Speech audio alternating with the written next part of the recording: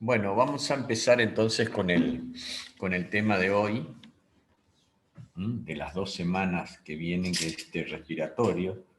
Es un tema que tiene muchos conceptos respecto de la fisiología y la fisiopatología, que desde hace unos años atrás ya el libro de Wes fue comentándonos distintos aspectos que la mayoría de los médicos hace 20 años atrás no tenían idea. ¿Mm? Y cada vez se van agregando nuevos conocimientos desde el punto de vista de la fisiología y de la fisiopatología que lo hacen muy apasionante a este sistema que antes se lo consideraba simplemente un fuelle. Y sabemos que como todos los componentes del organismo está interrelacionado en una forma compleja con el resto de los sistemas. Así que vamos a empezar. Yo voy a tratar de ser lo más sintético posible. Ustedes después que escuchan de teóricos seguramente van a tener que ir a leer de nuevo la fisiología respiratoria en el libro de Guyton, en los libritos de fisiología y fisiopatología respiratoria de Wes, pero ya seguramente van a ir a buscar algunos puntos más localizadamente. Yo por eso les voy a dar un concepto global, profundizando ustedes en salir entendiendo después de la charla, pero van a tener que ir ajustando, leyendo los libros y para poder quedar marcados ciertos conceptos, ¿no?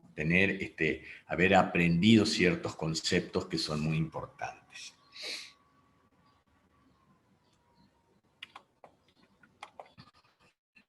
Bueno, la función primaria del aparato respiratorio es captar oxígeno de la atmósfera para aportar a los tejidos y remover el dióxido de carbono de los mismos. Y si acá queremos integrarlo con otros sistemas, porque todo está integrado, tenemos que, de esto ustedes pueden ver que donde dice para aportar a los tejidos y remover el dióxido de carbono de los mismos,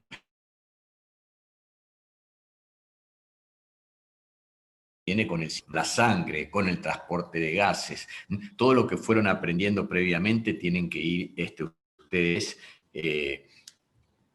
conectando con estos nuevos conceptos y así van a tener una idea más global de cómo funciona el organismo.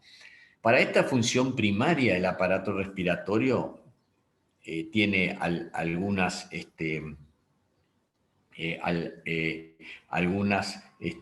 partes que tenemos que ver, que tenemos que agarrar estos conceptos para poder entender cómo es que capta y cómo es que distribuye, ¿no?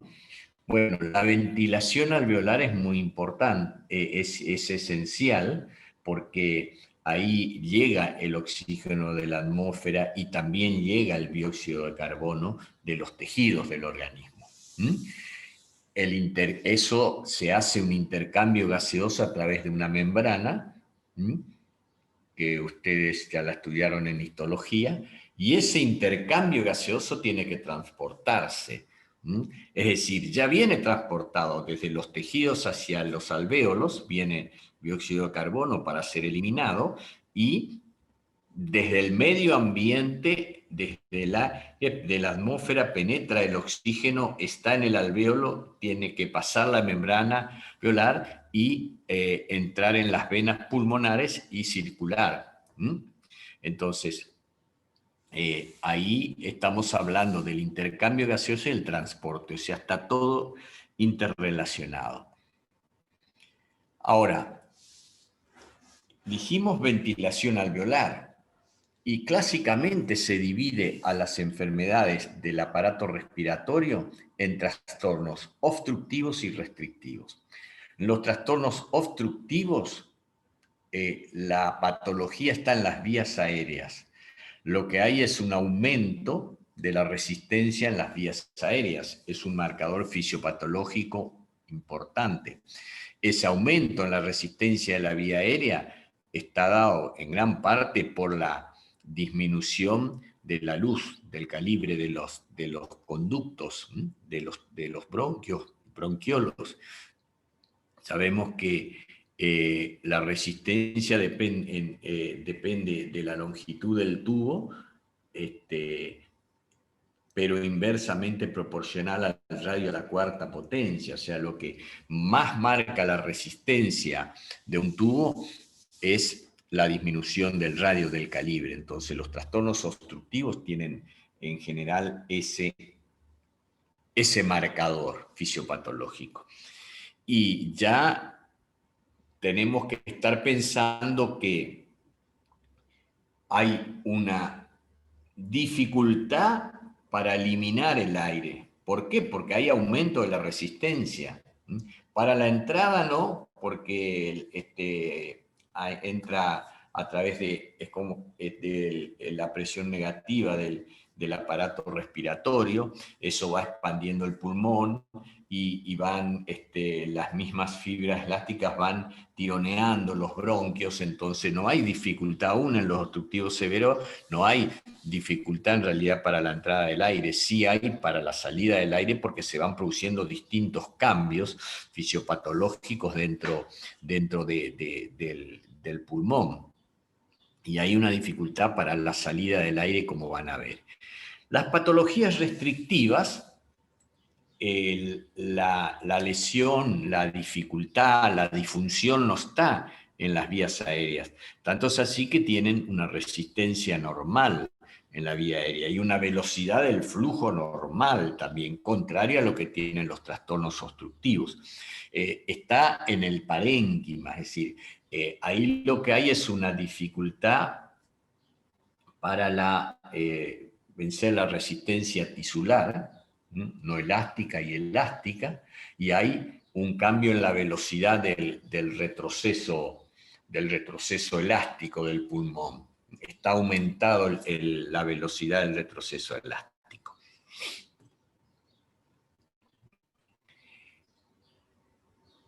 Las categorías de las enfermedades respiratorias, es decir, acá con esta clasificación, con esta tabla que trae el Harrison, creo que están resumidas prácticamente todas las enfermedades del aparato respiratorio. Y está muy bien esquematizado en esta tabla.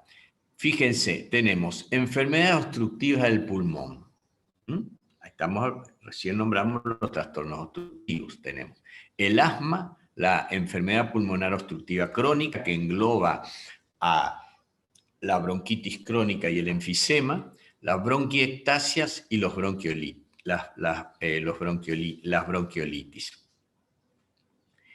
Y después tenemos una serie de patologías restrictivas que se comportan como restrictivo y enseguida ya lo vamos a relacionar con un test funcional diagnóstico esencial en la neumonología, que es la espirometría. Pero sigamos con la tabla. Tenemos enfermedad parenquimatosa restrictiva. La enfermedad restrictiva, es decir, la patología restrictiva, por enfermedad parenquimatosa. La clásica, la vedette de esta clasificación es la fibrosis pulmonar idiopática, que es una enfermedad de causa desconocida, o sea, no la podemos prevenir. Se conoce en cierta manera al inicio, pero no la podemos prevenir. Lamentablemente esta enfermedad llega y tiene una evolución que no se la puede detener, y es la clásica la que resume y amplifica a su vez todo lo que pasa en una patología intersticial. Entonces, recordar fibrosis pulmonar idiopática. La asbestosis, que es una una enfermedad por la cual hay depósito de asbestos en el pulmón. No vamos a entrar en particular en estas enfermedades ahora, ustedes lo van a estudiar en clínica. Acá sí estudiamos los trastornos fisiopatológicos generales de cada una de las enfermedades. Después tenemos la neumonitis intersticial descamativa y la sarcoidosis. Otra patología restrictiva, ahora fíjense, salimos del parénquima pulmonar, vamos en la parte muscular o neuromuscular. Tenemos esclerosis lateral amiotrófica, el síndrome de Guillain-Barré y la miastenia gravis. Con respecto a la miastenia gravis, ustedes ya tenían noticia cuando hablamos de lesión celular, de la parte de inmunidad, trastorno de la inmunidad. Recuerden que la miastenia gravis era un trastorno de hipersensibilidad de tipo 2.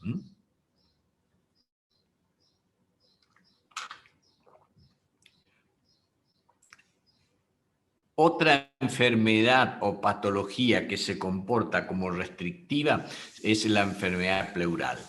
Y ahí tenemos sifoscoliosis, o sea, de la columna, espondilitis anquilosante y las enfermedades pleurales crónicas. Tenemos otro tipo de enfermedad que no causa ni enfermedad obstructiva ni restrictiva, no produce ninguno de estos trastornos funcionales, pero sí lleva a trastorno de los gases, cuando está muy grave, y es la enfermedad vascular pulmonar. Va desde el tromboembolismo de pulmón a la hipertensión arterial primaria. También la hipertensión arterial primaria es una enfermedad, así como la fibrosis pulmonar idiopática, en la cual no podemos prevenir. El paciente o la paciente enferma es más frecuente en mujeres. Hay una hipertensión arterial pulmonar y esto ustedes saben que va a llevar posteriormente lleva un aumento de la poscarga del corazón derecho, o sea, del ventrículo derecho, con hipertrofia y fallo de ventrículo derecho después, que es el cor pulmonar crónico.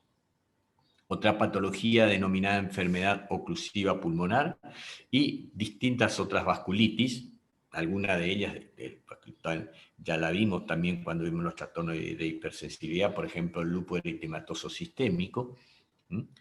Y después hay enfermedades, para completar las enfermedades del pulmón, las enfermedades malignas, o sea, cáncer primario del pulmón o metastásico, que viene cáncer primario en otro lado y que metastatiza en el pulmón.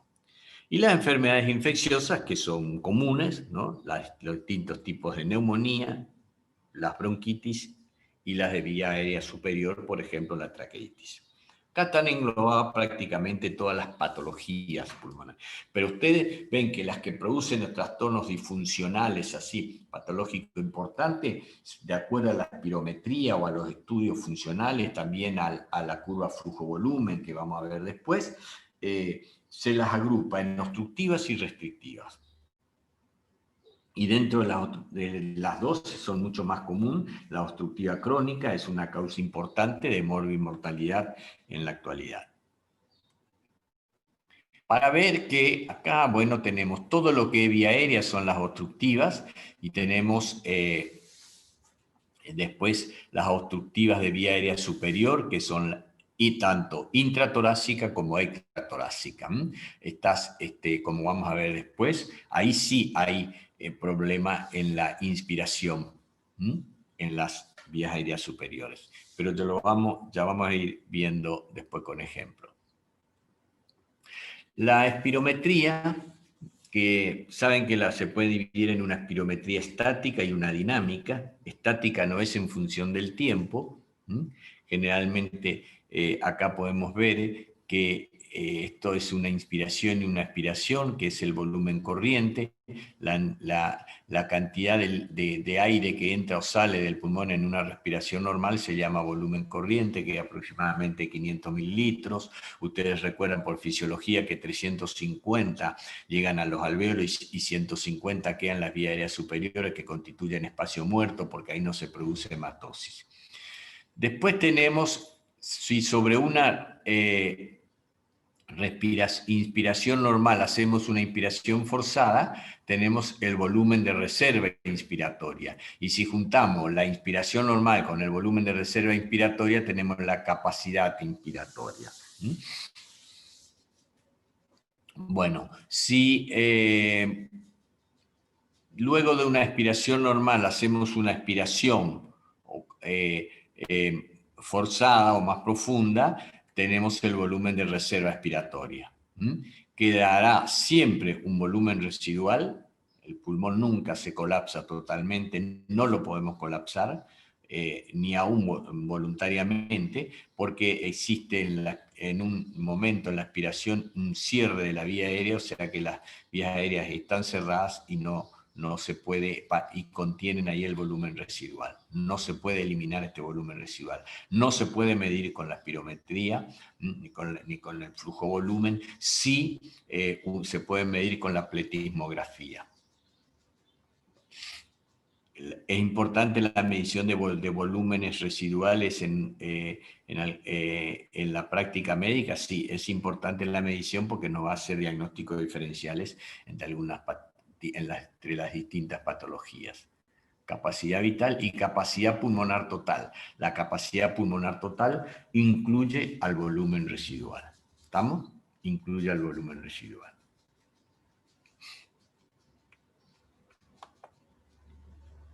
Y entramos en la espirometría ahora forzada. Los primeros espirómetros eran así con un cilindro, esto tenía un líquido, del cual cuando uno soplaba, expiraba, esto elevaba este cilindro, acá elevaba este cilindro, y una aguja que tenía el cilindro, que ahora al elevarse la aguja baja. Baja. Todo esto es la expiración. En la espirometría, justamente el nombre lo dice, no podemos medir nada inspiratorio.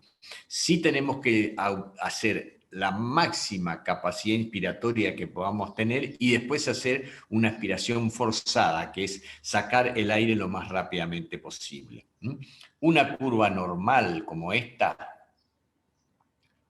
o como esta que se ve mejor porque se la invierte, porque a los ojos se comprende más, tiene que una curva normal tiene que en el primer segundo expulsar prácticamente el 80% de toda la capacidad vital. Todo lo que se expulsa con la expiración, en la espirometría, es la capacidad vital. Vamos a ver el anterior para que entiendan. Lo que expulsamos es, hacemos una inspiración forzada al máximo y eliminamos todo el aire, eliminamos todo el de reserva inspiratoria, el de reserva, de la reserva inspiratoria y la inspiración normal, y la reserva expiratoria. Eliminamos, fíjense, desde acá hasta acá. Esto era reserva inspiratoria, o sea, habíamos nosotros tenido nuestra capacidad inspiratoria máxima, o sea, inspiración más reserva inspiratoria, y todo eso más la reserva expiratoria lo eliminamos. Todo eso constituye capacidad vital. Ahora, el 80% de todo esto, el 80% lo eliminamos en el primer segundo, cuando no tenemos obstrucción de la vía aérea. Entonces volvemos a la diapo esta que la vimos recientemente. Fíjense, en el primer segundo se elimina prácticamente casi toda la capacidad vital. Después se sigue eliminando un poco más hasta que se hace plano y eso es toda la capacidad vital. Lo podemos ver acá también. Fíjense. Primer segundo, está acá, casi se eliminó toda la capacidad vital. Ya miren, este es el volumen expiratorio forzado en el primer segundo, abreviado como V1, y esta es la capacidad vital. Como pueden ver, el 80% se eliminó en el primer segundo. en un paciente que no tiene resistencia en la vía aérea. Bueno, ahora, ¿qué pasa si un paciente tiene resistencia aumentada en la vía aérea? Ahí la cosa cambia.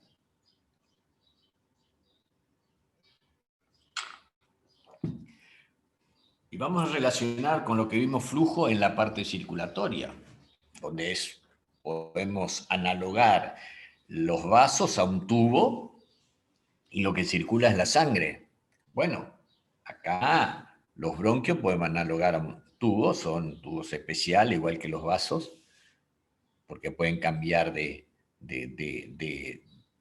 volumen, de radio en forma dinámica, tanto los vasos sanguíneos como los bronquios, ¿no? Si hay broncoconstricción, disminuye la luz.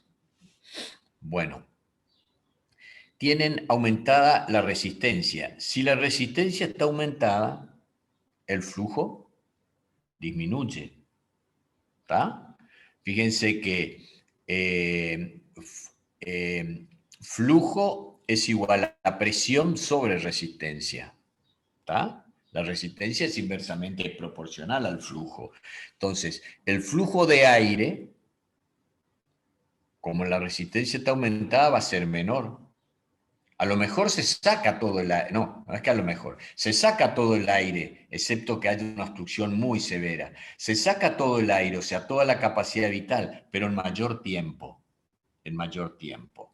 Entonces, un paciente que tiene una enfermedad obstructiva crónica tiene presión, la resistencia en la vía aérea está aumentada y la velocidad del flujo está disminuida. Entonces,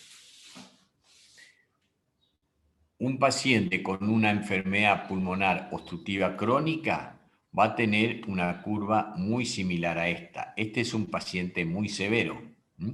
Fíjense, en el primer segundo, acá se puede ver fácilmente que no eliminó el 80%. Contrario, habrá eliminado un 20, un 30% en el primer segundo. ¿Por qué esto? Porque tiene resistencia aumentada en la vía aérea, entonces les va y la velocidad del aire está disminuida, porque le cuesta.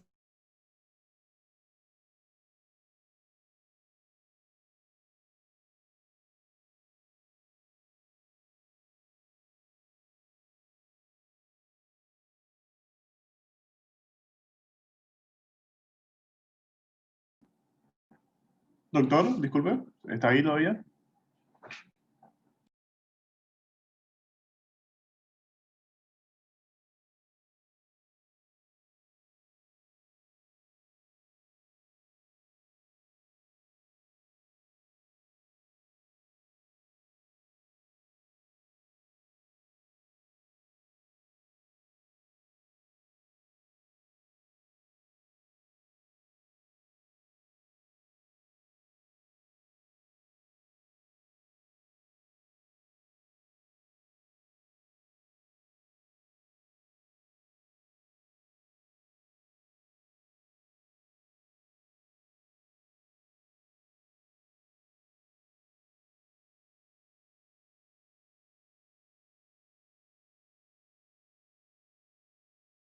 Está tratando de conectar el doctor.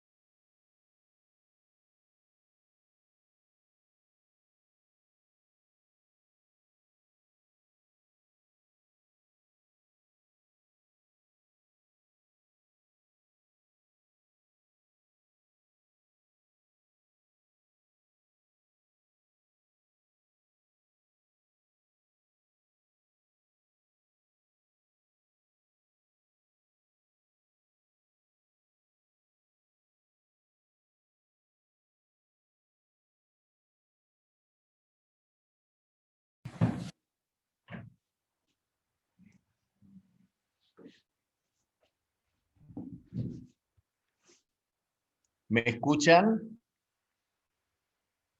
Sí, doctor. Sí, Doctor, se le escucha.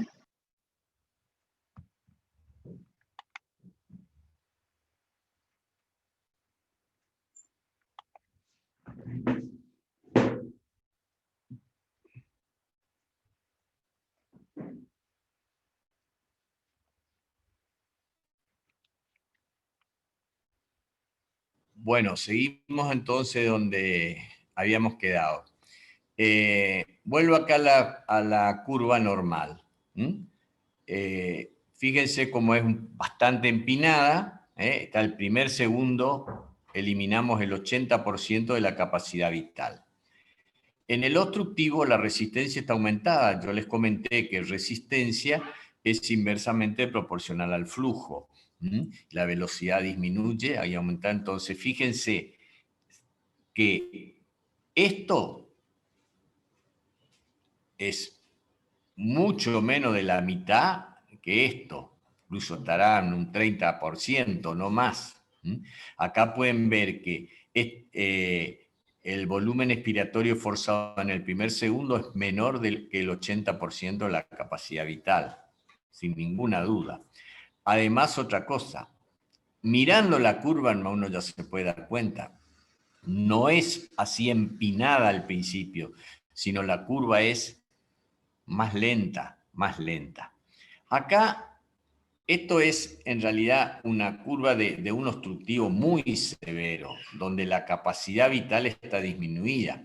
Debería tener esta misma capacidad vital, porque acá estamos comparando, en general vamos a comparar 3 espirometrías, una normal, una obstructiva y una restrictiva, pero 3 espirometrías, digamos, en 3 hipotéticos pacientes distintos, uno normal, otro obstructivo y otro restrictivo, pero cuyos valores normales por tabla serían idénticos. Entonces, esto es un obstructivo, tiene una curva mucho más lenta, pero en el obstructivo, excepto que sea severo, muy severo, en el obstructivo, en realidad lo que se altera es el cociente V/1 capacidad vital forzada. La relación entre el volumen expiratorio forzado en el primer segundo con respecto a la capacidad vital, que está disminuido. Esta relación habitualmente es de 0,80 y transportado a porcentaje es el 80%. Es esta relación. Hay un margen entre 80 y 70 para decir que es patológico. De 70 para abajo, sí o sí es patológico. ¿Está? Sí o sí es patológico, de 70 para abajo. La relación. ¿Estamos? Entonces, una relación V/1 capacidad vital forzada menor de 0,70 indica obstrucción en la vía aérea. Fíjense que esto podía ser así. La curva podía venir así, así, así, seguir acá, seguir. Y acá, después de mucho más segundos que esto, elimina toda la capacidad vital. Porque la capacidad vital disminuida es el parámetro, el determinante de la enfermedad restrictiva. Ahora, ¿solo los restrictivos pueden tener capacidad vital forzada disminuida? No, es el parámetro, el marcador de restricción. Si no está disminuido, no es restricción. Pero puede la capacidad vital forzada estar disminuida en los pacientes obstructivos muy severos, porque ahí en los obstructivos muy severos aumenta mucho el volumen residual, tienen un gran atrapamiento aéreo y eso disminuye la capacidad vital. Eso que disminuye la capacidad vital es porque aumentó la capacidad de reserva expiratoria. Son personas que tienen tórax hiperinflado, aire atrapado, que quita capacidad vital. El restrictivo. Fíjense, el restrictivo no tiene la velocidad la velocidad expiratoria disminuida. Fíjense que hace un pico como el normal. El primer segundo se elimina el 80% o más de la capacidad vital, porque no hay disminución de la velocidad en la vía aérea, ni hay resistencia aumentada en la vía aérea. Al contrario, acá lo que está, sobre todo en la fibrosis pulmonar, por ejemplo, está disminuido el parénquima pulmonar por la fibrosis. Los pulmones son chicos, pero los bronquios no están tocados. Entonces, los bronquios son de su tamaño normal, pero incluso en forma proporcional serían grandes para ese pulmón chico. En síntesis, la resistencia en la vía aérea en el restrictivo está normal. La presión en la vía, la velocidad en la vía aérea también está normal o aumentada.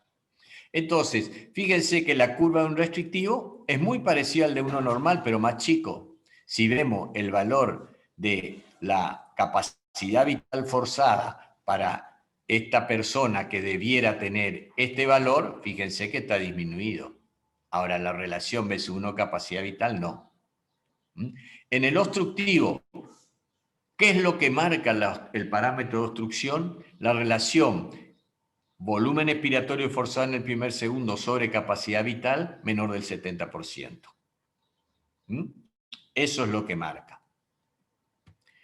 La capacidad vital está normal si no son severos, y si son severos está disminuido por lo que le comenté recientemente, el tema del aumento de los volúmenes de reserva, volúmenes residuales. Y vamos a ir a ilustraciones, a una ilustración anterior para que ustedes lo entiendan mejor.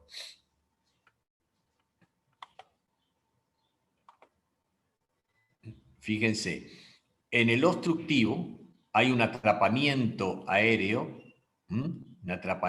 entonces esto aumenta, este volumen de reserva expiratoria aumenta. Y entonces fíjense cómo disminuye la capacidad vital. Ese es el punto. ¿Y por qué pasa esto? Fíjense. Y vamos a la anterior para que entiendan nuevamente. Fíjense cómo acá se alcanzó la capacidad vital y ahí ya no se sigue sacando más aire. Esto queda ahí. Por más de que testarudamente tratemos de sacar más y soplemos con fuerza, no, se queda horizontal la curva totalmente. Esa es la capacidad vital. Y ahí termina, ahí decimos, acá este es el nivel de capacidad vital. Y uno mira acá, que acá está en litros o en mililitros, y uno dice, bueno, llegué a 4,5 litros, que es la capacidad vital que me marca la tabla que tengo que tener. ¿Está? Ahí. ¿Y por qué sucede esto? Porque en un determinado momento de la vía aérea, de la expiración, hay un colapso de los bronquios pequeños. Se cierran y no dejan salir aire. Y eso es ¿qué es lo que queda detrás de eso? El volumen residual. ¿Está? Bueno. En los pacientes que tienen aumentada la presión en la vía aérea, o todos obstructivos, enfisematosos, existe un cierre precoz de la vía aérea. O sea, la vía aérea se cierra, pero a nivel de bronquiolos de mayor tamaño. Entonces queda detrás más aire atrapado.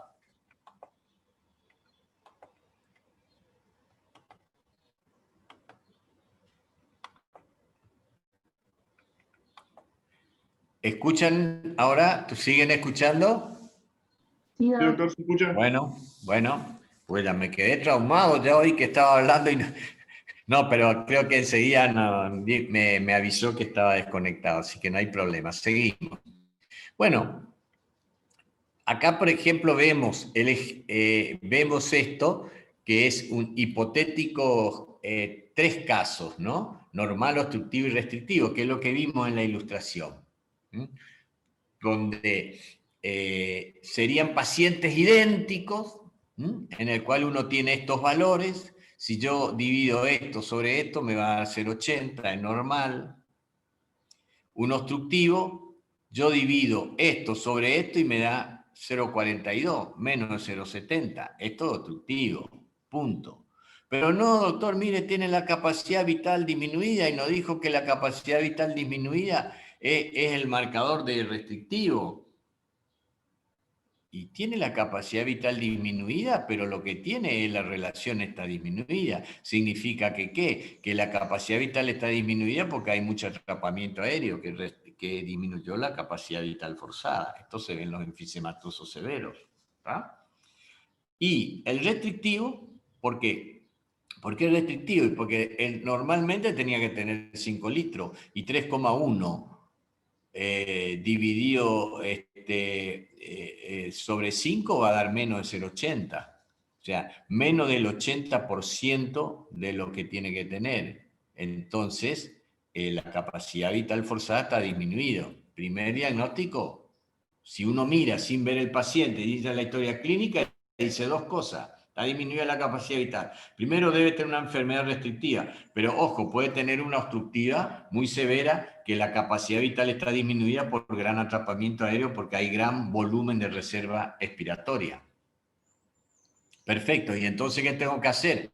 Miro la relación B1 capacidad vital. Si la relación B1 capacidad vital forzada está menos de 0,70, como se ve acá, es un obstructivo. Tiene una enfermedad pulmonar obstructiva. Si está normal o alto, como vemos acá, es una enfermedad restrictiva. Bueno, y ahora vamos a complejizar un poquito más. Porque así como en un momento la espirometría era como una cosa, como el PET ahora, más o menos, ya aparecieron otras cosas que nos aportan nuevos valores, porque estamos hablando de espirometría y estamos diciendo expiración, ¿no? No sabemos qué pasa en la inspiración con la espirometría. Bueno, la curva flujo-volumen es un estudio funcional también en el cual uno puede ver, como el nombre lo dice, la curva flujo-volumen, pero tanto en inspiración como en expiración. Y esa curva tiene una forma particular. En una persona normal, cuando está inspirando el paciente, hace esto, se va cargando ahí. Esta es la curva inspiratoria. O sea, parte de un volumen que es del volumen residual. Hace una curva inspiratoria, hace la expiración, fíjense cómo es bien empinada la parte de la expiración, y esto se hace no forzado, se hace con respiraciones normales. Hace la expiración y después hace la inspiración. Esta es una curva normal. De la enfermedad pulmonar obstructiva crónica, la inspiración no está alterada, como habíamos hablado, y sí la expiración. En esta parte hace una concavidad. Los que tienen obstrucción fija, alta, obstrucción alta, no en las vías aéreas intrapulmonares, sino extrapulmonares, fíjense cómo está totalmente alterada tanto la parte inspiratoria como la parte expiratoria de la curva.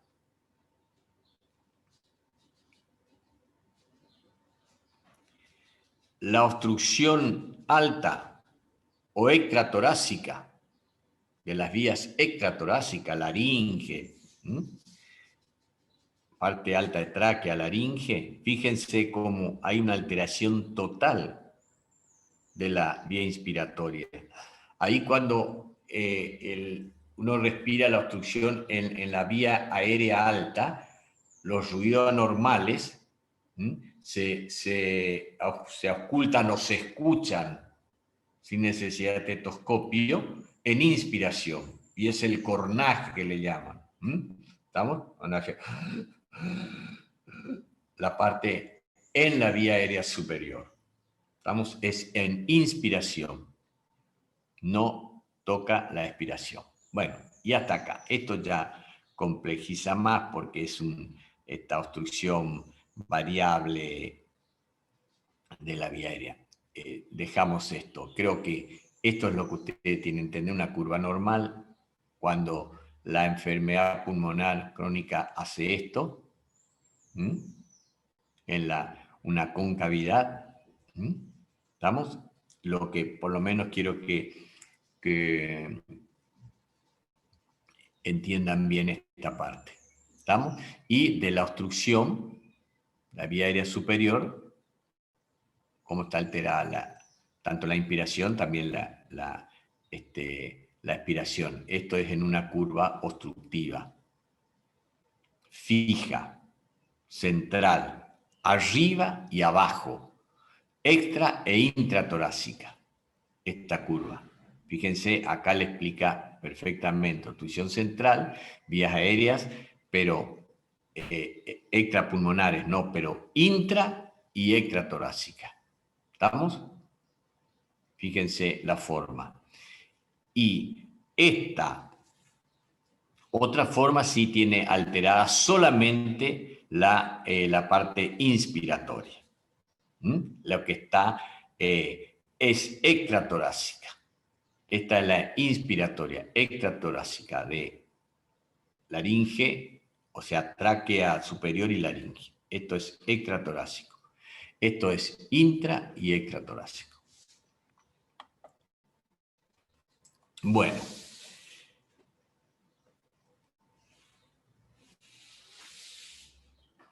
¿Y qué otros datos funcionales y relacionados con la patología nos puede dar la curva flujo-volumen?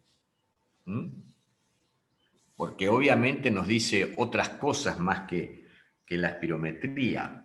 O sea, son estudios complementarios.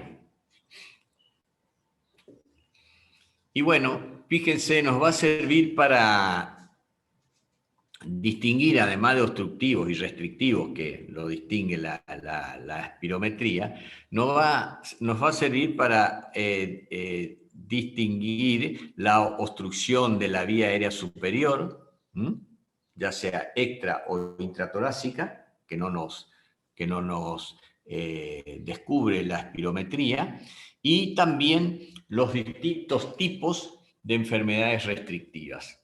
Porque yo puedo tener, o un paciente puede tener una enfermedad restrictiva por una fibrosis pulmonar, por una miastenia gravis, por una cifoscoliosis, o por una obesidad importante. Entonces, la curva flujo-volumen nos ayuda a distinguir esas patologías. Y vamos a ir de izquierda a derecha. Primero vamos a ver qué es lo que acá nos muestra. Acá nos muestra la capacidad pulmonar total. Que esto, para que rápidamente les digo, capacidad vital más reserva expiratoria. Más volumen residual. Capacidad vital más volumen residual. Entonces, capacidad pulmonar total. Capacidad vital forzada. También, capacidad vital. No, perdón. Capacidad vital es esto. Esto es capacidad de reserva expiratoria. Volumen residual. Capacidad vital forzada. B sub 1. Resistencia en la vía aérea. Y esto otro es capacidad de difusión del monóxido de carbono. vamos a hablar de la restricción debido a un aumento del retroceso elástico del pulmón, de la velocidad de retroceso elástico, que se da en la fibrosis pulmonar. La fibrosis pulmonar tiene un aumento del retroceso elástico. Entonces, la capacidad pulmonar total, yo les dije que todas las fibrosis tienen volúmenes chicos, está disminuida al 60%. Capacidad residual funcional está disminuida al 60%. Volumen residual también y capacidad vital también. El B1 habitualmente no está disminuido, está en un 75% o más el volumen expiratorio forzado en el primer segundo.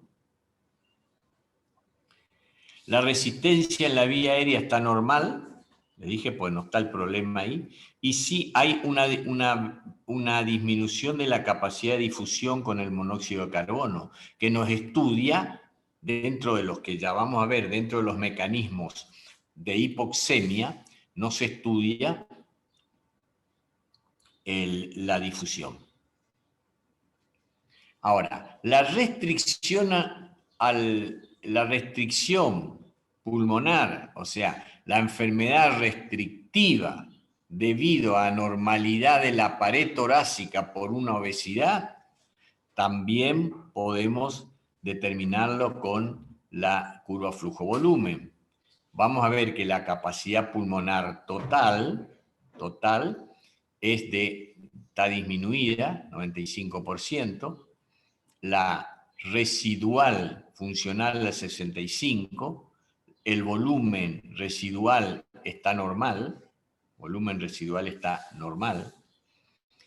la capacidad vital está un poco disminuida por la misma obesidad que impide un poco el esfuerzo expiratorio, o sea, por eso está el volumen expiratorio forzado en el primer segundo al 92%. No hay aumento de resistencia en la vía aérea, por lo tanto, no disminuye, ni aumenta, ni está disminuida, está normal.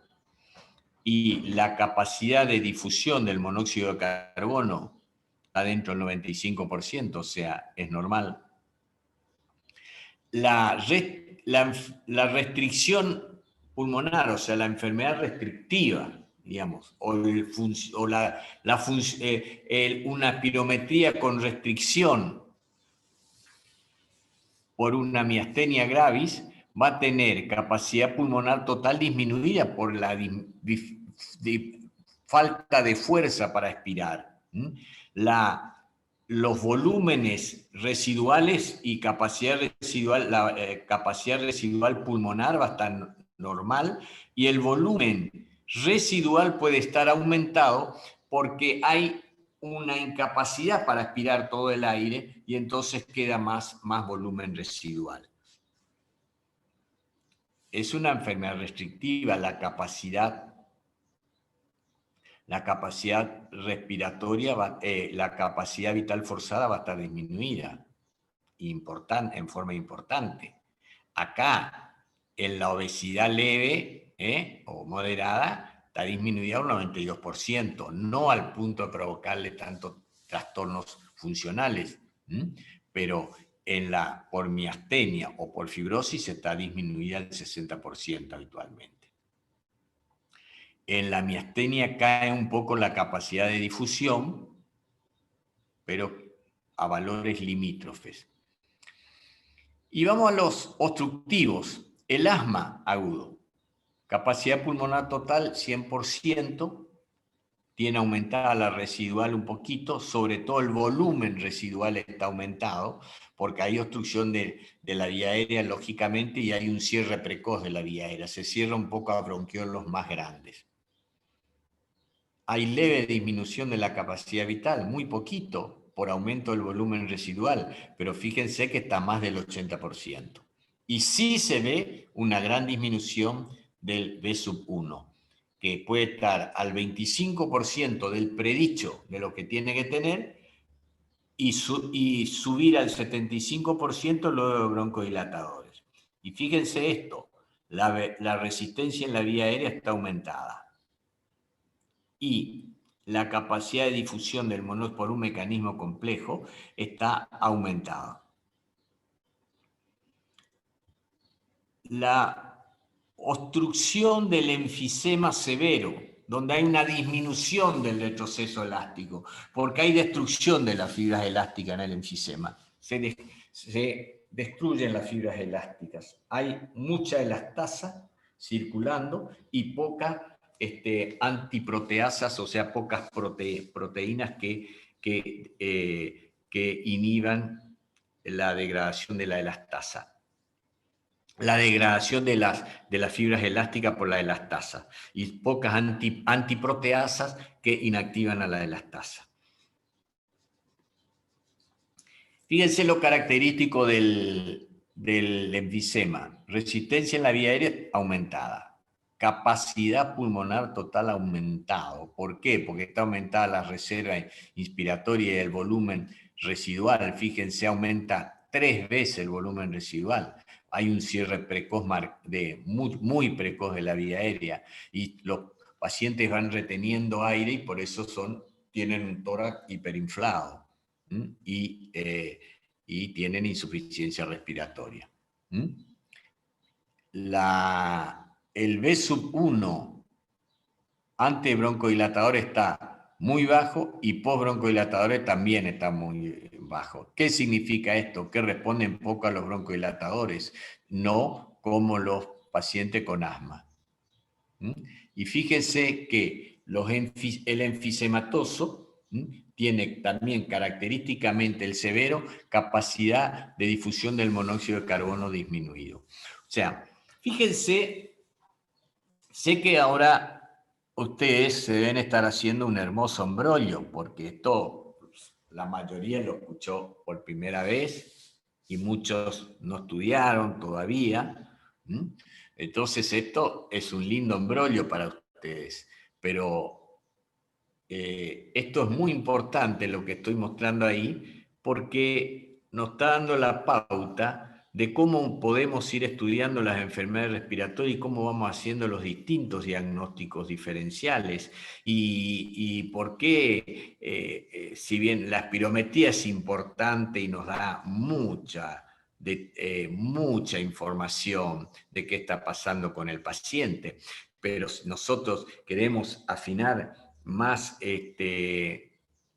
la puntería y determinar ante unos pacientes que necesitamos saber por qué tal cosa. Sé que es un restrictivo, pero por qué o qué tiene, o en momentos en que uno puede tener duda de qué patología está teniendo enfrente, bueno, uno se vale de otros test funcionales además de la espirometría, como la curva flujo-volumen, que nos da lo mismo que la espirometría, más la parte inspiratoria. Y podemos agregar también el monóxido de carbono, que no es necesario en todos los pacientes, pero en algunos pacientes nos va a explicar mucho, no solo el diagnóstico, sino qué grado de severidad está teniendo el paciente. Entonces, la fibrosis pulmonar difusa característicamente en la curva flujo-volumen va a tener una curva chiquita como en la espirometría. El volumen residual inclusive va a estar bajo porque retiene poco volumen, porque primero le entra poco y segundo tiene bronquios grandes. La resistencia en la vía aérea está normal, va a haber una disminución de la capacidad de fijación del monóxido de carbono, porque justamente hay trastorno de la difusión, y va a tener capacidad vital forzada baja. Y B1, capacidad vital normal.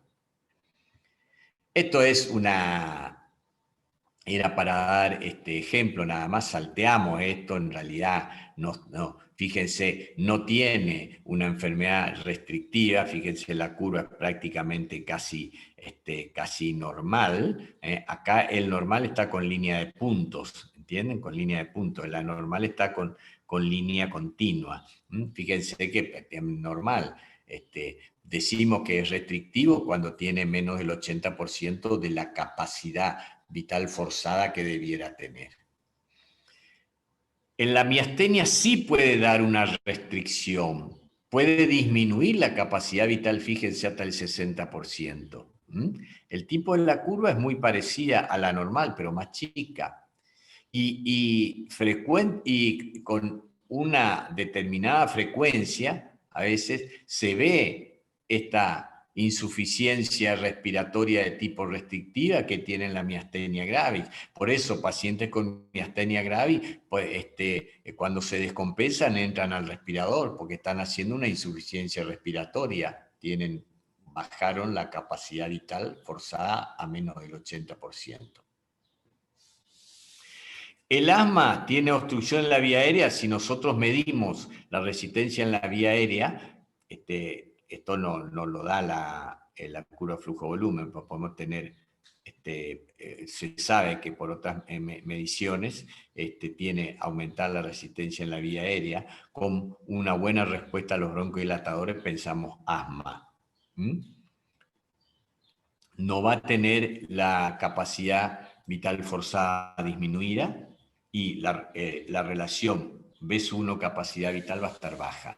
El enfisema, relación B1 capacidad vital baja y no responde a los broncodilatadores, y va a tener una curva flujo-volumen, fíjense, con un gran, ya parte de un volumen residual grande. No sabemos cuánto, pues no miden mililitros esto. Para medir volúmenes residuales tenemos que hacer pletismografía, pero fíjense como en vez de partir de acá, ya parte de acá, parte de volúmenes residuales mayores. ¿Estamos? Y fíjense, tiene una curva inspiratoria de forma normal, pero en la expiratoria hace concavidad, es cóncava, igual que el asma. ¿Estamos? Cóncava. Bueno, vamos a la espirometría. B1, capacidad vital forzada, dice que si está debajo del quinto del perceptilo para la edad, sexo y altura, está anormal, pero acá no tenemos percentilos. La relación B1, capacidad vital forzada de menor de 0,70 o menos, ya indica obstrucción. Algunos ponen un límite en 0,75, pero pongamos 0,75, una obstrucción muy, muy leve. Si fuera 0,70, estamos hablando de obstrucción de la vía aérea. Si tenemos obstrucción en la vía aérea, tenemos que calificar en leve, moderada y severa. Uno tiene ciertos parámetros, ¿no es cierto? Si tenemos 0,68 sabemos que eso es leve. Si tenemos la relación B1 capacidad vital forzada de 0,20, sabemos que eso no es leve, que al menos es severo. Pero lo que determinan las normas, los consensos de enfermedades respiratorias, es que una vez que nosotros hacemos la relación B1 capacidad vital y decimos es obstructivo, vamos y buscamos el B1 que tendría que tener ese paciente en la tabla, que tendría que tener, no la relación, sino el B1 que debería tener. Y si encontramos que el B1 que él tiene es mayor del 70% del que debería tener, la obstrucción es leve.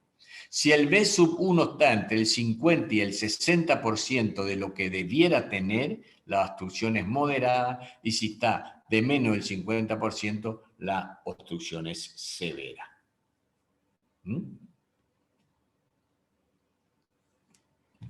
Y si la capacidad vital forzada es menor del 80% de la que debiera tener, hay obstrucción más disminución de la capacidad vital. Por lo que yo le había dicho, por gran aumento de los volúmenes de reservas expiratorias. Residuales, por los volúmenes residuales aumentados, perdón. Bueno, entonces les traje esto a modo de algoritmo para que sepan cómo uno tiene que analizar los estudios funcionales. Bueno, si tenemos una espirometría donde la relación B1, capacidad vital, está baja, decimos obstrucción. Podemos ver qué grado de obstrucción tiene de acuerdo a lo que recientemente hablábamos del valor absoluto del B1 comparado con el valor que debiera tener en la tabla. ¿Está? Bueno, pero lo que uno hace es la prueba con broncodilatadores. Si la obstrucción se normaliza, quiere decir que esa obstrucción es reversible. Primer diagnóstico, asma. Si la obstrucción está sin cambio, es o un asma con poca reversibilidad, un asma crónico que ya tiene lesiones fijas, o es un paciente con enfermedad pulmonar obstructiva crónica. ¿Qué tengo que hacer para diferenciar o qué puede hacernos diferenciar estos dos diagnósticos? A veces, la capacidad de difusión del dióxido de carbono. Si la capacidad de difusión del dióxido de carbono está normal o alta, ustedes pueden ver en las diapo anterior que ya les mostré, eso es más probablemente un asma que una enfermedad pulmonar obstructiva crónica. Y si la capacidad de difusión del dióxido de carbono está bajo, es un bronquítico crónico, un enfisema o tiene una bronquiolitis. ¿Estamos? Ahora, el problema está que si es normal, porque ahí puede ser asma o enfermedad pulmonar obstructiva crónica. Ahora, si no es normal, sí es una enfermedad pulmonar obstructiva crónica. Si no es normal, ya no es asma. Es decir, ¿estamos? Bueno, y vamos a ver allá al lado, en la parte derecha. Tenemos B1, capacidad vital forzada normal, con capacidad vital forzada baja, relación normal con capacidad vital forzada baja, restricción. Podemos confirmar con volúmenes, para medir volúmenes pulmonares, etc. Podemos hacer otros estudios, pero directamente con esto prácticamente es una enfermedad restrictiva, excepto porque esto no es un enfisema con capacidad vital forzada baja. ¿Por qué no es un enfisema? Porque tiene esto normal. Bueno, hacemos la capacidad de difusión del monóxido de carbono. Si la capacidad de difusión del monóxido de carbono está bajo, perdón, es una enfermedad intersticial del pulmón, es del parénquima pulmonar. Ahora, si la capacidad de difusión está normal, es neuromuscular o de la pared torácica. Repito, espirometría compatible con restricción. Le hago la prueba de capacidad de difusión del monóxido de carbono. Si está baja, la restricción es por enfermedad del parénquima. Fibrosis pulmonar difusa, fibrosis intersticial difusa, etcétera, lo que ya vimos anteriormente. Si está normal, no es del parénquima, es de la pared torácica o de la parte neuromuscular. O sea, tórax, la parte de costilla, tórax, eso, o neuromuscular, que puede ser diafragma. ¿Qué le hago para diferenciar esto?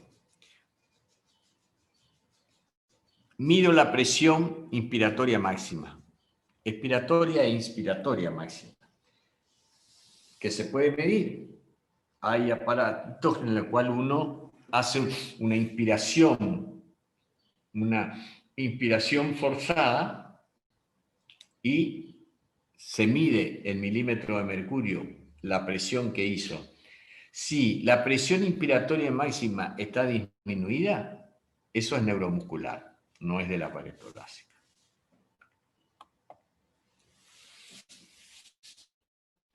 Algoritmo para paciente que tiene disnea. Paciente que yo lo tengo que estudiar por disnea. Bueno, la disnea puede ser de causa también cardíaca, ¿no? Pero ahí va a tener una espirometría prácticamente normal. De una disnea yo hago una espirometría. Y obviamente con un paciente en el cual quiero descartar una enfermedad pulmonar. Si la relación BSU1, capacidad vital, está baja, obstrucción. Respuesta a broncodilatadores, ya vimos, asma. No respuesta a broncodilatadores puede ser enfermedad pulmonar obstructiva crónica. Tengo que hacerle para más o menos ajustar más el bochín la capacidad de difusión del monóxido de carbono. Si está baja es enfisema, porque el enfisema, como tiene destrucción de los alvéolos pulmonares, es una espirometría obstructiva, pero como tiene destrucción de los alvéolos pulmonares, tiene también disminuida la capacidad de difusión. Entonces ahí está baja. Si está alta es asma, normal o alta, asma. Entonces, y si está dentro de límites normales es la bronquitis. Fíjense, la bronquitis y el enfisema producen enfermedad pulmonar obstructiva crónica. El asma también puede llevar a eso, sobre todo con obstrucciones crónicas, pero el asma es reversible. ¿Está? El comportamiento de la capacidad de difusión del monóxido de carbono, podemos decir esquemáticamente, si está bajo es enfisema, si está alto puede ser asma, y si está normal, bronquitis, pero el asma puede tener normal también. ¿Estamos?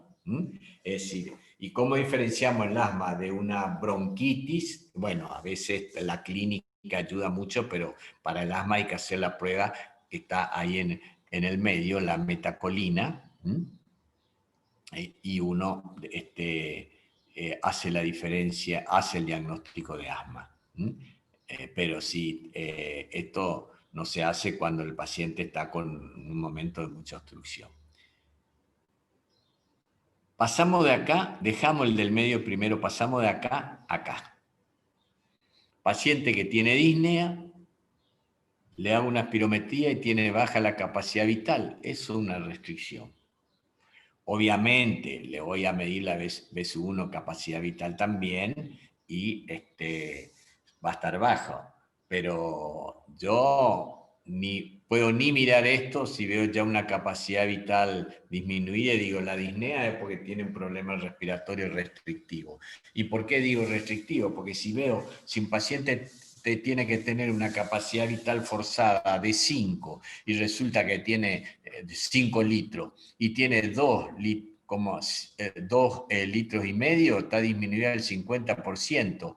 Y yo lo miro cómo está respirando. Si tiene una expiración prolongada, no digo restrictivo, le hago al BSU1 capacidad vital que va a estar bajo. No digo restrictivo, ¿por qué? Porque las aspiraciones prolongadas y se ve la contracción de los músculos abdominales, tienen los obstructivos.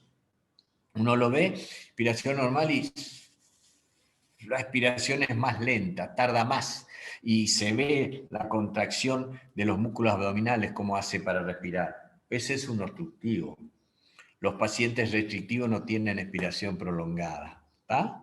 No tienen respiración prolongada. Pero bueno, pongamos que estamos analizando el estudio sin ver el paciente, cosa que nunca debe hacerse porque todo es complementario.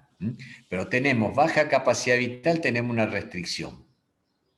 Ahora, yo tengo que ver si esa restricción, esto ya lo vimos, esa restricción me explica la disnea. Ahora, tengo que ver de qué es. Por ahí puedo tener una placa, una radiografía de todo donde ya veo que está un pulmón todo totalmente destruido y digo, esto es una fibrosis intersticial. Pero desde el punto de vista del estudio o cuando los datos clínicos son recién y están borderline, hay dudas, yo le hago una difusión de monóxido de carbono. Digo, yo le hago, ¿no? Como diciendo, pero la verdad que yo no, está mal expresado, yo no lo hago y no sé si hay algún neumonólogo que lo haga esto en corriente, la capacidad de difusión del monóxido de carbono. Si está baja, es enfermedad interdicial, o sea, del parénquima. Si está normal, es probable que es de la pared torácica, toda la pared torácica. Entonces tengo que hacerle lo que ya vimos, el PIMAC, presión inspiratoria máxima. Si la presión inspiratoria máxima es baja, quiere decir que el diafragma está débil. El problema está en el músculo diafragma. ¿Por qué será? Se verá. Tendrá una miastenia, una miastenia grave por la cual se contrae poco, y sí, puede ser. Si está normal la PIMAC, hay que pensar si la enfermedad el problema no está en la pleura, en otra parte de la pared torácica. ¿Por qué? Porque tiene buena presión inspiratoria, buena fuerza en el diafragma. Bueno, dejamos eso. Dijimos que todos estos problemas obstructivos o restrictivos van a llevar a trastornos de la oxemia, si me permiten el término, ¿no? Van a llevar a trastorno de los gases, y se manifiestan primeramente por hipoxemia. ¿Cómo sabemos que una persona tiene trastorno de los gases, si está teniendo alguna hipoxemia? Bueno, primero porque nosotros medimos la presión arterial de oxígeno. Si está de 60 para abajo, tiene una hipoxemia importante, severa, y ya tiene indicación de internación y de oxígeno, ¿no? Bueno, pero vamos a sacar algunos datos que es importante que ustedes sepan sacar porque sirven para ver qué grado qué gravedad tiene una insuficiencia respiratoria, porque puede tener una presión arterial de oxígeno no tan baja, pero estar grave, porque ya vamos a ver por qué, ¿no? Entonces, vamos a hacer primero estos cálculos y ahí van a ir, mientras vamos haciendo, yo les voy a ir indicando cuál es la importancia de cada uno de estos. La presión atmosférica es 760 milímetros de mercurio, ¿no? Ahora, nosotros sabemos que dentro de los gases de la atmósfera, el 20, y pico % es oxígeno. El mayor gas de la atmósfera es el nitrógeno. Pero como es 20 y pico, y nos vamos a hablar de 20 y pico, decimos que el 21%.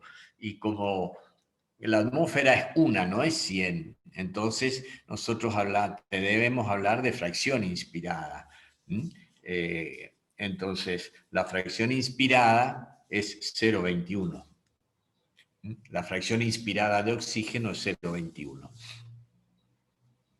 Ahora, esa 0,21 de fracción inspirada de oxígeno, ¿cuántos milímetros de mercurio de oxígeno es? Me interesa saber. ¿A cuántos milímetros de mercurio corresponde? Entonces, yo tengo que hacer un cálculo. Primero de todo, lo que estoy queriendo averiguar es la presión inspirada de oxígeno. ¿Cuántos milímetros de oxígeno yo inspiro? Y eso tengo que sacar de esta fórmula que está acá. 760 la presión atmosférica menos el vapor de agua. Porque inmediatamente que penetra los gases por la nariz, ya se humedecen. Entonces el vapor de agua le quita parte de esta presión presión, a la atmosférica, y entonces en realidad nosotros estamos inspirando el oxígeno a 713 milímetros, el aire a 713 milímetros de mercurio, porque acá se metió el vapor de agua. Entonces, es el aire que inspiramos es la presión atmosférica menos la del vapor de agua. Entonces, ¿cuántos milímetros es la fracción inspirada? 713 por 0,21. Es la presión atmosférica menos la del vapor de agua. Eso es el aire la presión total de aire que penetra en las vías respiratorias. Pero a mí me interesa saber a cuánto de oxígeno corresponde eso. Y para eso tengo que multiplicar 713 por 0,21. Eso es la presión inspirada de oxígeno. Ahora, yo ya sé la presión arterial de oxígeno porque se le sacó sangre al paciente que tengo enfrente y me informó el laboratorio que tiene 90 milímetros de mercurio de presión de oxígeno. Presión arterial de oxígeno. Perfecto. Ahora, yo lo que no sé es cuánto tiene de presión alveolar de oxígeno. Eso no puedo medir. Tengo que sacar en forma indirecta.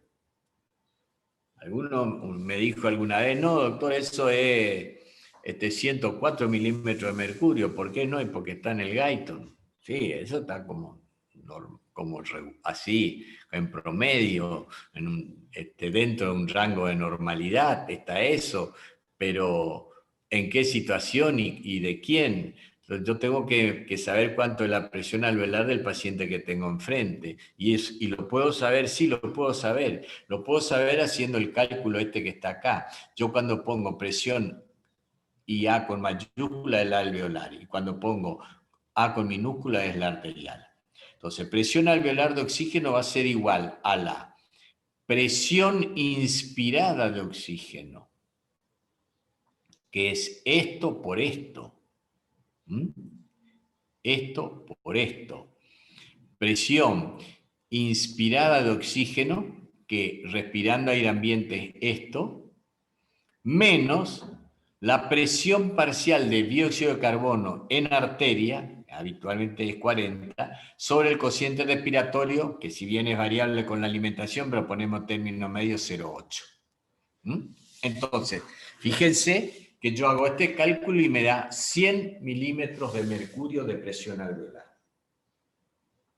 Ahora, si yo estoy, pero doctor, y si yo le pongo una máscara de oxígeno, ¿cómo voy a saber la presión alveolar? Y bueno, hay que mirar qué le estás poniendo, si le estás poniendo una cánula nasal o una máscara Venturi.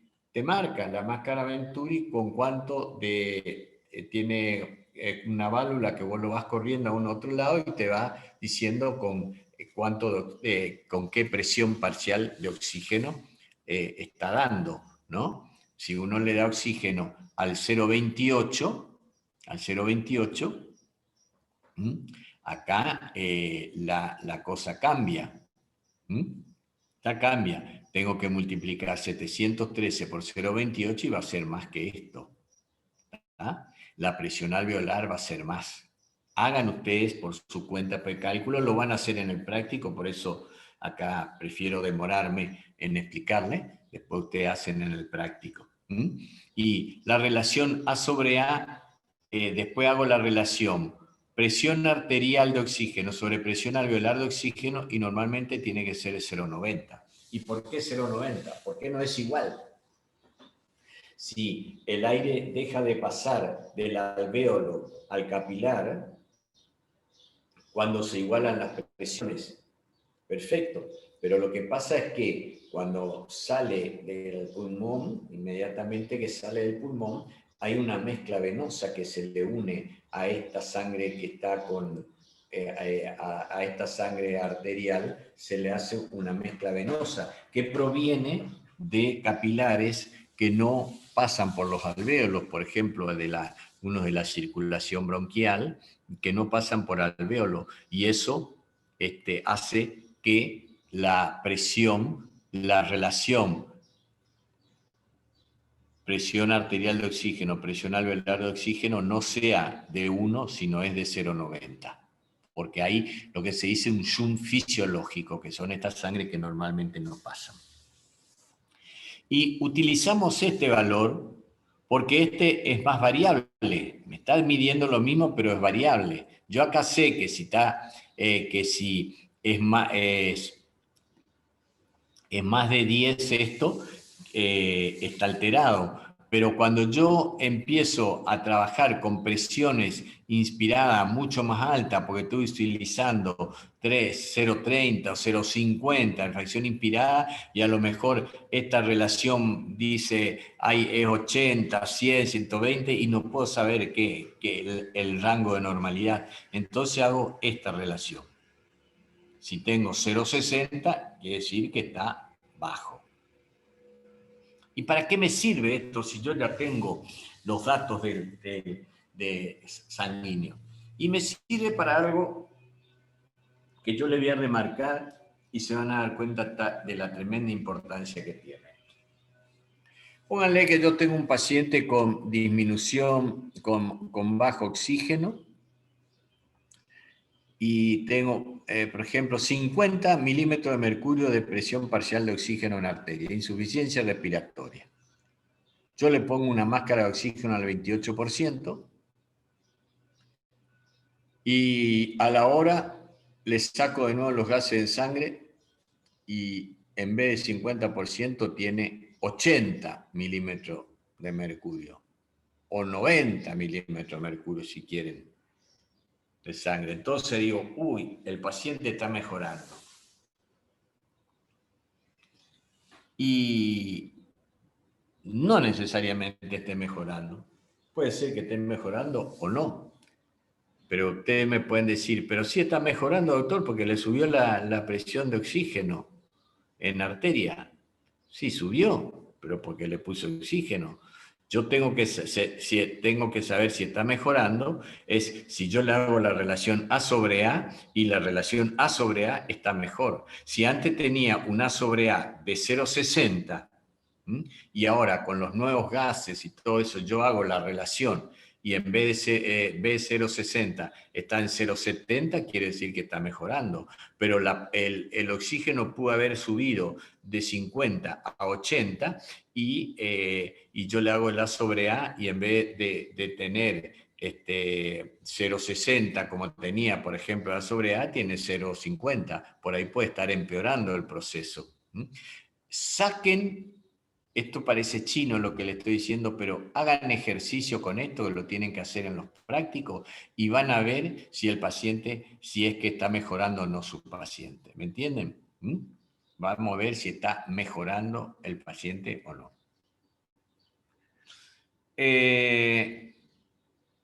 Como los años me dicen que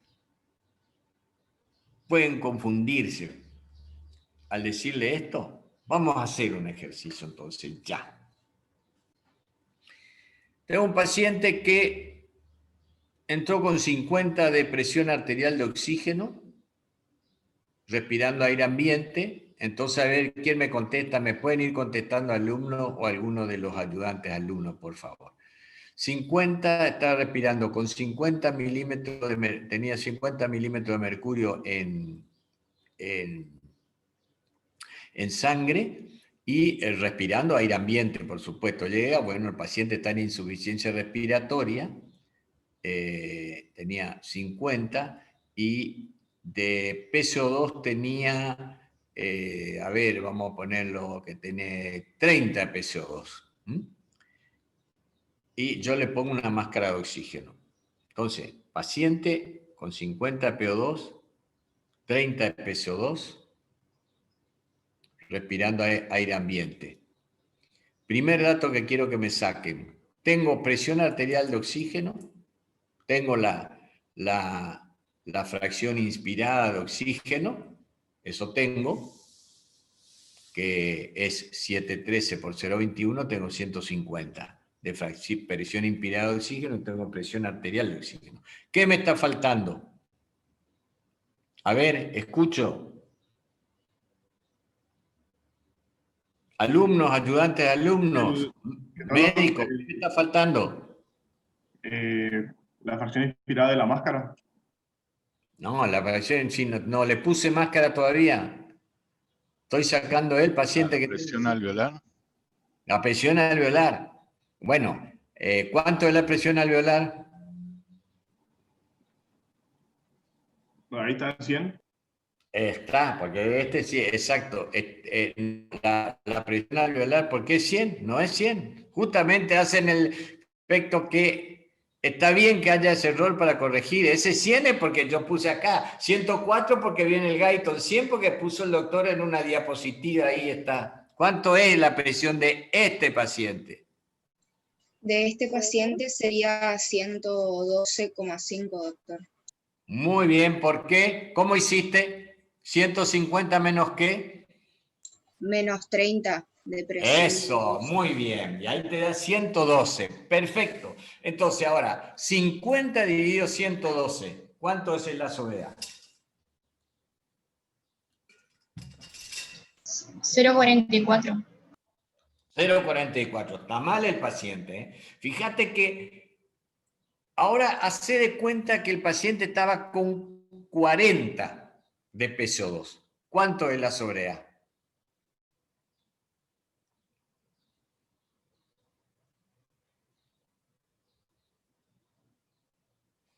¿Cuánto es la presión alveolar? 100, ¿no es cierto? Y ahora sé, 50 y 50. Entonces, fíjate vos que paciente que tiene 50 milímetros de mercurio respirando, no es lo mismo que tenga 30 de PCO2 que tenga 40.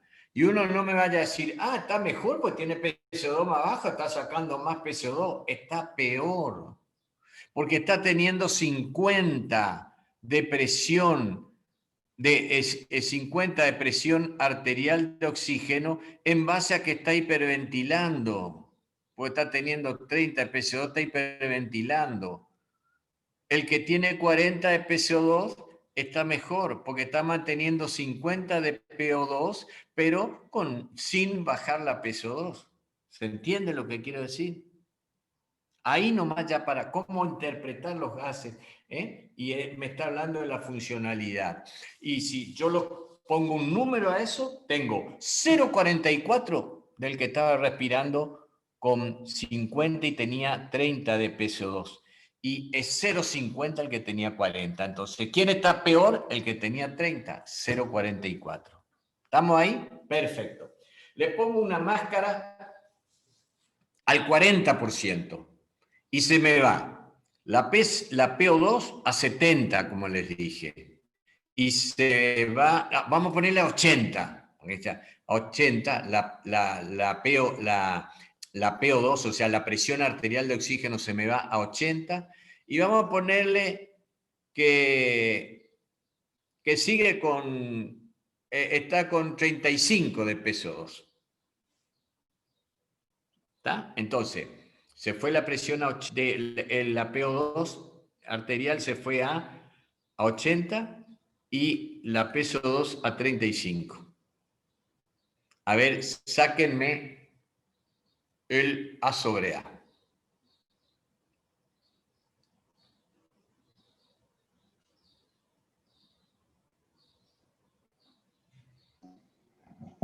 ¿0,75 pasa? A ver, ¿cuánto es la presión arterial de oxígeno?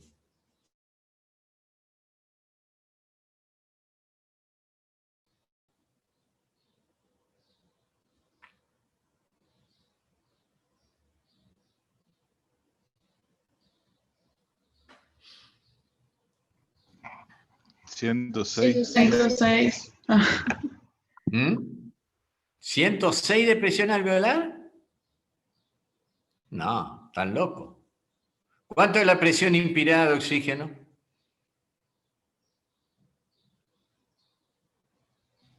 No tiene que ser más porque tiene la máscara. Bueno, no es que tiene que ser cuánto. 285 sería la inspirada. ¿Cuánto? 285. Bueno, porque es 713 por 0,40, ¿no es cierto? Sí, sí. Bueno, ¿cuánto? Anota, 285. Perfecto. ¿Cuánto es la presión alveolar de oxígeno? Tenés que poner 285 menos 35 dividido 0,8. Ahí sería 241. 241. ¿Y cuánto tenía de PO2? Yo sé, pero pregunto nomás para que vayan haciendo. ¿Cuánto tenía de PO2? PO2 tenía 80. 80 menos 245. No, 241 sería. Menos 80 menos 241. ¿Cuánto? Y ahí sería menos 161. Espera. 285 es la presión inspirada, ¿no es cierto? ¿Y cuánto es la presión alveolar, me dijiste? Al alveolar. La alveolar. 241. 241. ¿Y cuánto es la sobre A? Ahí ya le calculo. 0,33. 80 menos sobre 245, ¿no es cierto? ¿Así sacaron? Sí, 2,41. Sí. Sí, así. ¿Cómo dos? 80 dividido 240. ¿Cuánto es? 80 dividido 241, que sería la presión alveolar, te da 0,33. 0,33. Entonces, ¿está mejor o está peor el paciente?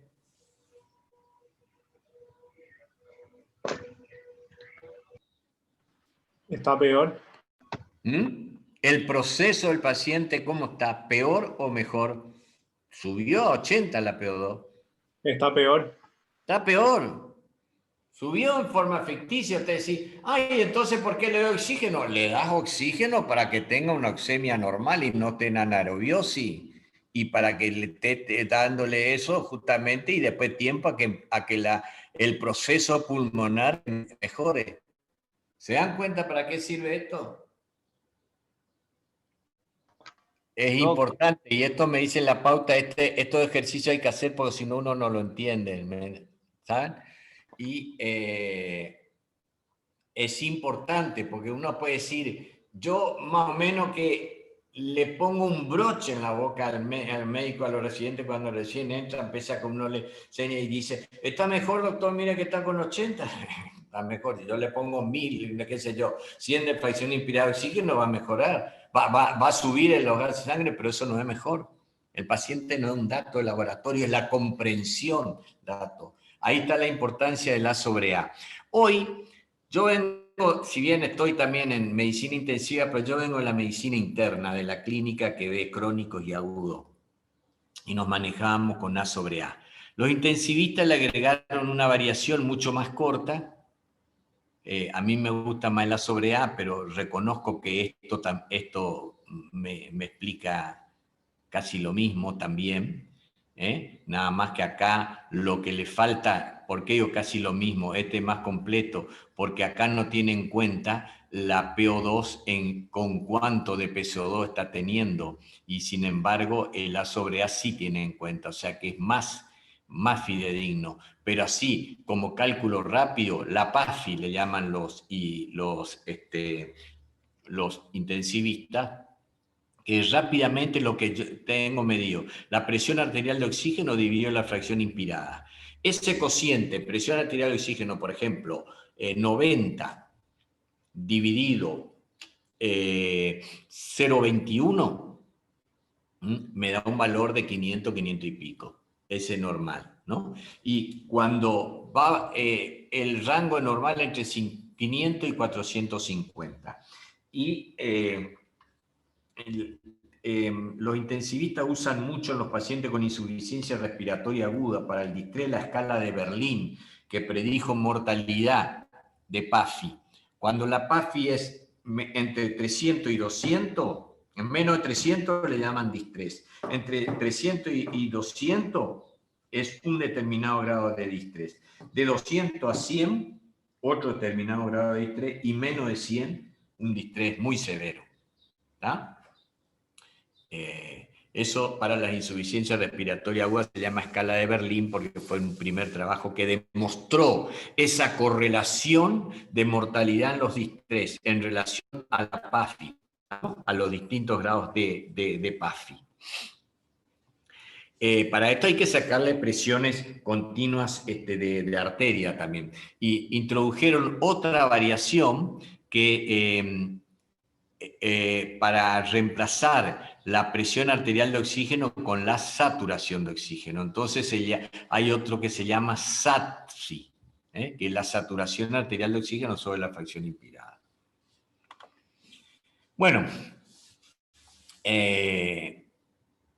¿esto qué es? La disponibilidad de oxígeno. Depende del contenido arterial de oxígeno más el flujo. Esto ya vimos cuando explicamos sepsis. ¿Tá? Ya no voy a volver a lo mismo. Vayan a lo de sepsis que le di. Se dice que hay hipoxia, hay varios tipos. Uno es la circulatoria, el shock. Otro por la anemia, en los casos de anemia o de hemoglobinopatía. La hipoxémica de las enfermedades pulmonares. Y otra que es... Podemos tener buena cantidad de oxígeno, todo lo que sea, pero hay una disoxia, incapacidad de tomar el oxígeno, que lo habíamos visto en la sepsis. Esto ya lo vimos. Quiero mostrar esto que es muy importante y sirve para entender lo que pasa en el SHUNT. Pero quiero volver a la parte de la hipoxemia. Los mecanismos de hipoxemia. Uno es la hipoventilación. Hipoventilación, que puede ser central o periférica. Por ejemplo, la miastenia gravis produce una hipoventilación por incapacidad muscular. ¿Estamos? También otras enfermedades neurológicas, un Guillain-Barré puede producir, cuando es ascendente la parálisis neuromuscular, también una hipoxemia por causa hipoventilatoria. Un paciente que sale de una anestesia no muy bien recuperado, tiene muchos, el anestésico puede estar, o los relajantes que usan los anestesistas, puede haber relajado el músculo diafragma y el paciente hipoventila por causa muscular en ese caso, ¿no? Los obesos obesos mórbidos también deben tener una hipoventilación. ¿Cómo sabemos que hay una hipoventilación? Sí o sí tiene que haber un aumento del APSO2, del dióxido de carbono. El dióxido de carbono es inversamente proporcional a la ventilación. Cuando está alto significa que hay hipoventilación. Si está bajo, hay hiperventilación. El caso que yo les di del momento que se me ocurrió del paciente con insuficiencia respiratoria, que le di que dije tenía 50 de presión arterial de oxígeno y 30 de presión de dióxido de carbono en arteria, es esta insuficiencia respiratoria y está hiperventilando. ¿Estamos? ¿Está? Ahora, si yo tengo un dióxido de carbono de 45 y tengo una presión arterial de oxígeno de 58, por ejemplo 60, digo que ese paciente está hipoventilando. Una causa de hipoxemia es la hipoventilación. Ahora, ¿qué característica tiene la hipoventilación? La hipoventilación, cuando es pura, casi siempre va asociado a cierto grado de alteración de la relación ventilación-perfusión, pero la hipoventilación, cuando es pura, si ustedes hacen cálculos, tiene el A sobre A normal. La sobre A normal, 0,90. ¿Está? Porque hay hipoventilación pura. El paciente tiene poco oxígeno en sangre porque tiene poco oxígeno en alvéolo. ¿Está? Bueno, hipoventilación pura. El trastorno más frecuente que tienen todas las patologías es el de trastorno de relación ventilación-perfusión. O sea, ¿cuál es lo clásico? El BQ alterado, que alvéolos que están muy rápidamente, pero después ya vamos a analizar bien estos. Alvéolos que están parcialmente ventilados. Parcialmente ventilados, o sea que están con poca ventilación. ¿Está? Menos ventilación porque están ocupados por, hay un broncoespasmo o hay moco y alvéolos que están ocupados, pero están bien irrigados. Y ustedes saben que para que haya una buena oxemia, valor normal de oxígeno en sangre, la relación, por fisiología lo estudiaron, la relación BQ, o sea, ventilación-perfusión, tiene que ser cercano a 1. O sea, un alvéolo bien ventilado tiene que estar bien irrigado. Si el alvéolo no está muy ventilado, por más que esté bien irrigado, va a caer la oxemia, va a caer el oxígeno en la sangre. Ese es el principal mecanismo de hipoxemia, el más común. Se ve en el asma, en la bronquitis crónica, en el enfisema también. ¿Está? Y también en las enfermedades del pulmón, intersticiales del pulmón, aunque las enfermedades intersticiales del pulmón tienen como característico el trastorno de difusión. Bueno, entonces dijimos hipoventilación y alteración del cociente BQ, o sea, ventilación-perfusión alterada. Hipoventilación me va a dar a sobre A normal.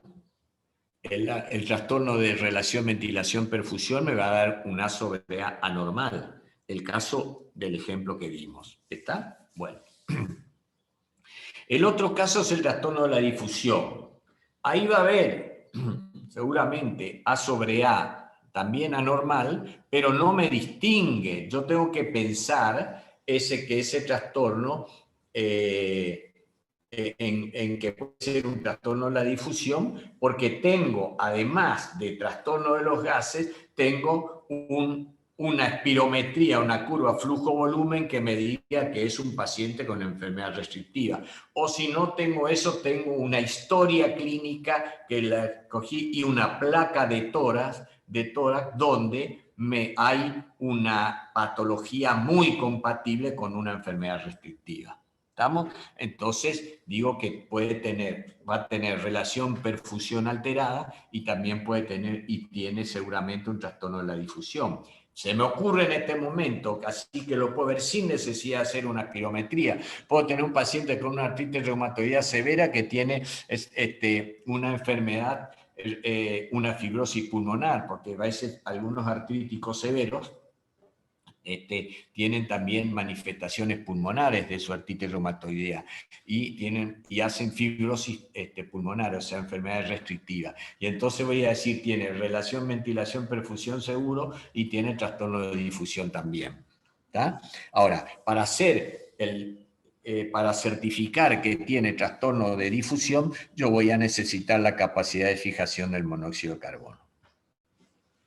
Dijimos, hipoventilación, alteración BQ y difusión. Y queda el otro que es el Zoom. ¿Estamos? Que se caracteriza por marcada hipoxemia, que no responde a el oxígeno en altas concentraciones. Analicemos. Fíjense. Ay, ¿qué pasó acá? Josecito, te posesionás y tocas más botones de lo que tenés que tocar. Ahí está. Miren, vamos a aplicar el zoom. Fíjense, ¿por qué digo zoom acá? Porque hay alvéolos que están irrigados, pero no están ventilados. No están ventilados. Fíjense, no están ventilados.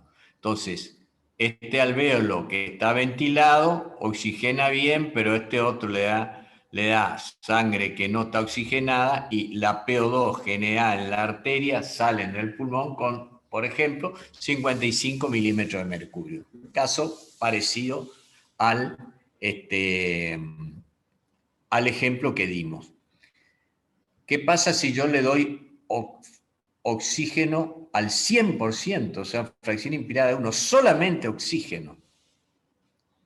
Fíjense, se va a ir la PO2 alveolar a 650 más o menos, acá va a tener 650, este capilar que pasó por acá, por este alveolo, va a salir con 650, pero acá va a recibir la mezcla venosa de estos otros que no están ventilados y no sube la PO2. Por más de que yo le dé mucho esto, no sube, porque no puedo oxigenar estos alveolos, por más que le dé al 1% acá, no se ventilan esto. Lo que significa el Zoom con fracción inspirada de 1,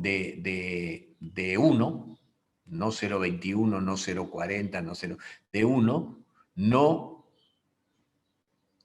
eleva no eleva el oxígeno en la sangre en cantidades como eleva, por ejemplo, un trastorno de relación ventilación-perfusión. Acá es un ejemplo muy extremo. En realidad suben un poco más que esto y pueden subir hasta 100 o hasta 200, pero no suben a 500 y pico como debieran subir. Incluso acá este ejemplo un poquito corto se quedó con 350. ¿Está? ¿Qué pasa con la relación alteración-perfusión? Fíjense que tenemos la misma caída de oxígeno acá, pero cuando yo le doy fracción inspirada fracción inspirada de 1, o sea, al 100% oxígeno, a este paciente con trastorno BQ, mejor aumenta muchísimo la PO2 en la sangre. ¿Está? Quiere decir que responde la PO2 responde al oxígeno al 100%, cosa que no responde adecuadamente el Zoom. ¿Está? No significa que la PO2 el oxígeno le mejora el proceso. ¿Está? Aumenta la PO2, pero no significa mejora el proceso. Tenemos que hacer lo mismo en la sobre A. Ahora, en la práctica, a un paciente que no está intubado, nosotros no le hacemos la prueba con oxígeno al 100% y sacamos nuevamente Holzhauer. ¿Por qué? Porque paciente que está con un Zoom importante, tiene un distrés respiratorio muy importante, una insuficiencia respiratoria agua muy importante, y generalmente no estamos haciendo la prueba B, ¿es un Zoom o no un Zoom? Porque sea lo que sea en esa situación requiere intubación.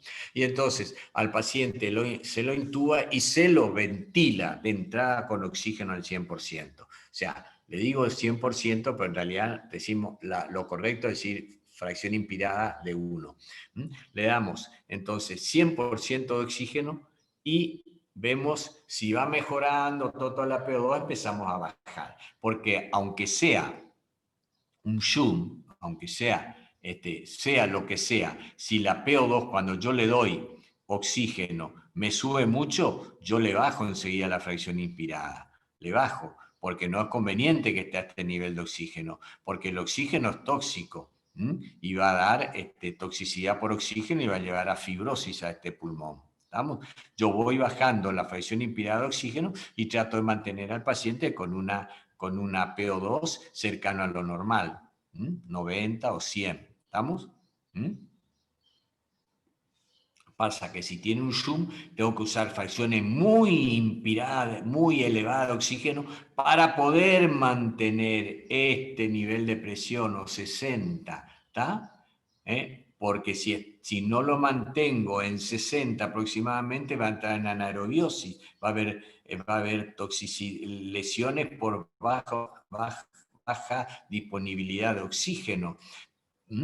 Pero tengo que darle, pero lo mismo, si ni bien empieza a subir, tengo que disminuir, porque este oxígeno que está a 650 por acá, en la sangre arterial, no esté que yo le saco no esté más de 60, pero significa que acá este oxígeno tan elevado que está viendo un pulmón está produciendo toxicidad por oxígeno y que puede llevar a la fibrosis. Bueno, ya entramos en cositas más complicadas, más de la especialidad, pero es para comentarles la importancia que tiene esto.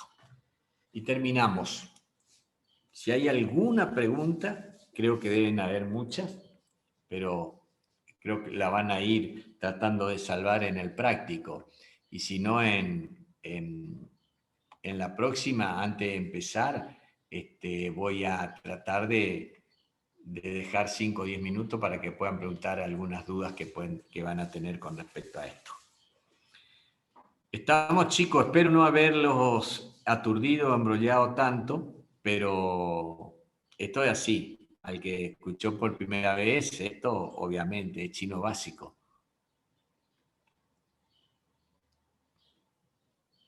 Ahora, podía decirlo 2 más 2, 4, ¿no es cierto? El que tiene fibrosis tiene restricción, que tiene restricción va a tener pulmones chicos, el que tiene grande, el que está con pulmones grandes va a ser un enfisematoso, pero esto hay que ir entendiéndolo, y para entenderlo hay que darle vuelta, como decía mi abuela, al derecho y al revés, ¿está?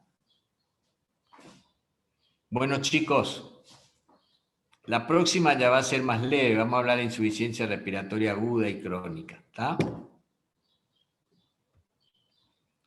Quedamos entonces así, terminamos la reunión acá. Dale, Doc. Muchísimas Gracias. Muchas gracias. Bueno, Muchas Muy gracias, buena Doc. clase. Hasta luego. bueno, me alegro, no, creí que por ahí les pude haber embrollado mucho, pero hay que darle vuelta a las cosas para que queden después bien firmes, ¿estamos? ¿Mm? Dale, Doc. Muchísimas Bueno, gracias. Hasta Gracias. luego. igualmente, Hasta luego. igualmente por la paciencia, chao.